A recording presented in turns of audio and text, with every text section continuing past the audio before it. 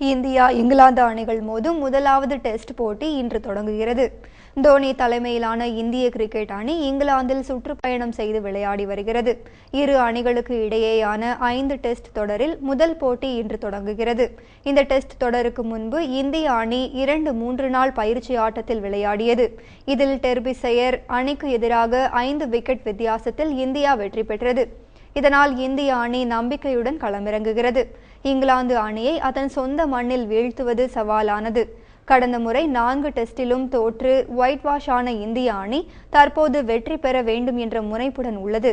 விராட் கோலி, புஜாரா, தவான், காம்பீர், டோனி ஆகியோரின் பேட்டிங்கை பொறுத்து இந்திய அணியின் வெற்றி தீர்மானிக்கப்படும்.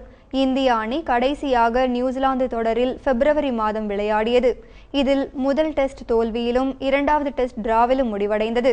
இங்கிலாந்து அணி சமீபத்தில் இலங்கைக்கு எதிராக தமது சொந்த மண்ணில் டெஸ்ட் தொடரை 0-1 என்ற கணக்கில் இழந்தது குறிப்பிடத்தக்கது.